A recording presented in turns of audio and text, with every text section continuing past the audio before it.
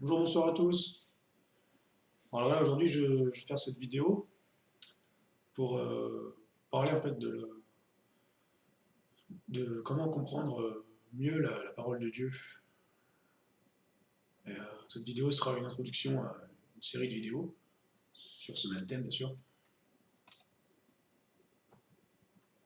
Et, donc, on va aborder plusieurs points sur différents thèmes en fait qui ont souvent été détournés par l'ennemi, par la religion, par le système, et qui sont souvent des idées fausses en fait dans la tête des gens.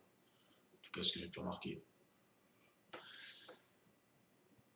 Donc cette série sera donc, sur 10 vidéos, sûrement, en tout cas 10 chapitres, que je vais vous résumer ici.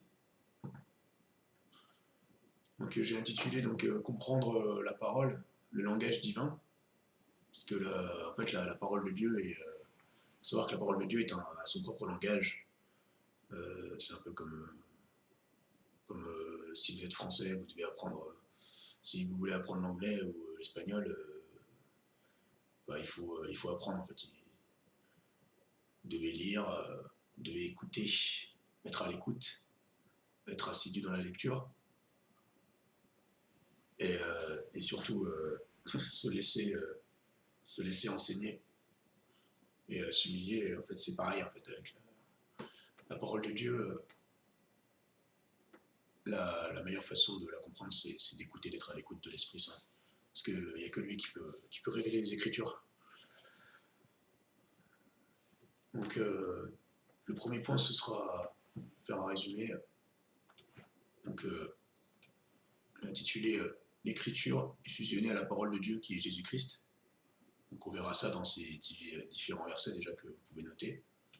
Ensuite, dans ce même chapitre, je vous parlerai aussi des termes apocalypsis et apocalypto apparentés à apocalypse et l'action d'ôter le voile, le dévoilement, la révélation. Ensuite, dans le deuxième chapitre, on va parler de l'inspiration, la prophétie. En fait, les prophètes, les inspirés, c'est la même chose. Comprendre le langage prophétique.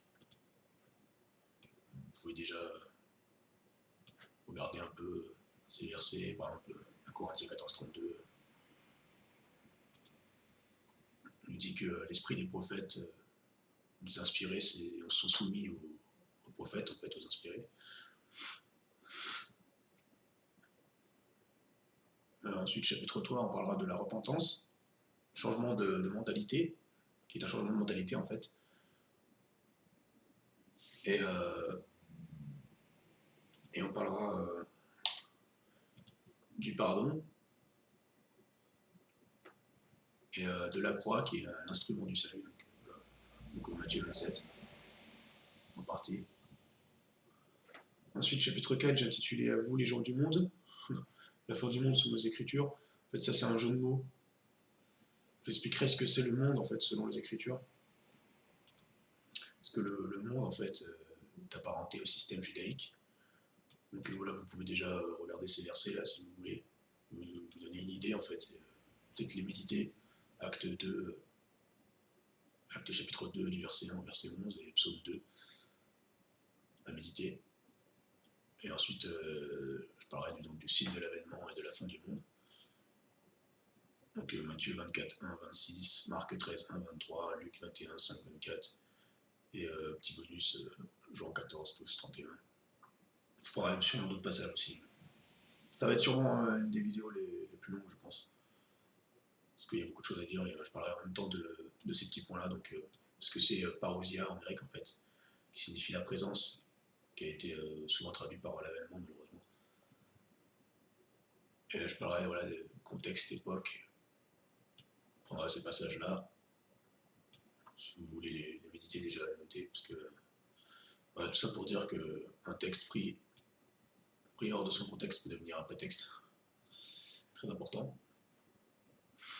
Ensuite, au chapitre 5, on parlera du bon combat de la foi, bien sûr, donc Ephésiens 6, à partir du verset 12,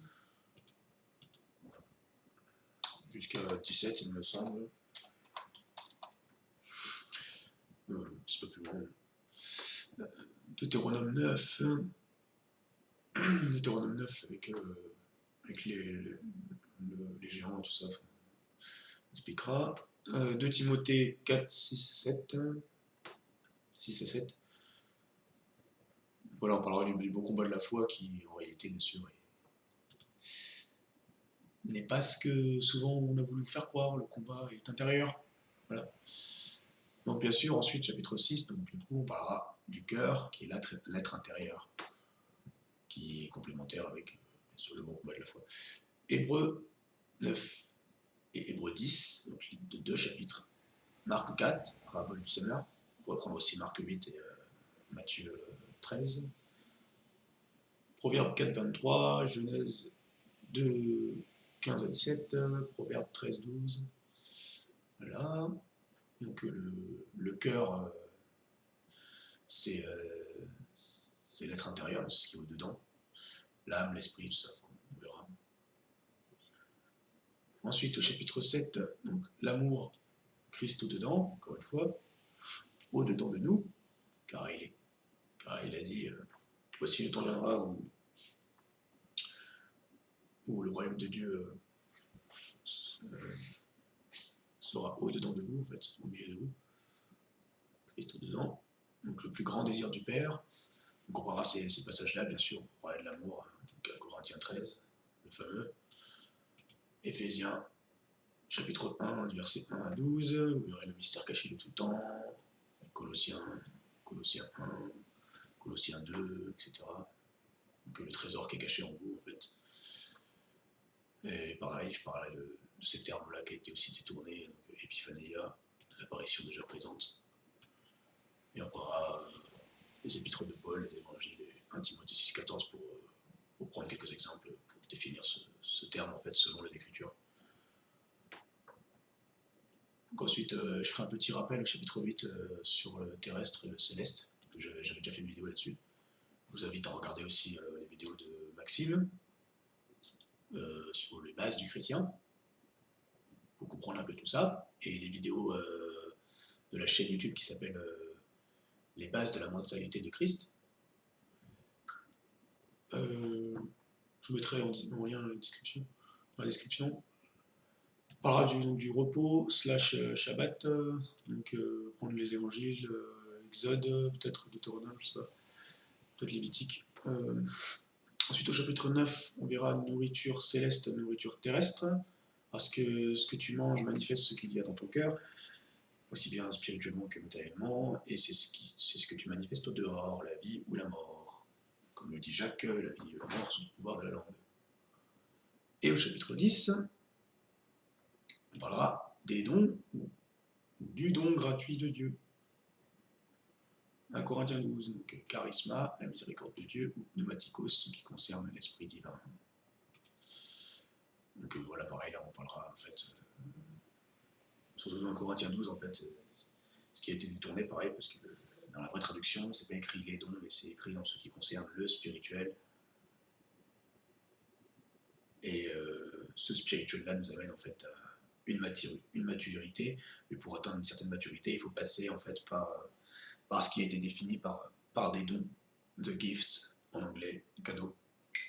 En fait, ces cadeaux, en fait, c'est juste nous amène en fait à atteindre un certain style de vie qui, en fait, ce style de vie, c'est Jésus-Christ est venu nous le montrer, car Jésus-Christ est venu montrer en fait l'homme normal, l'homme céleste du commencement.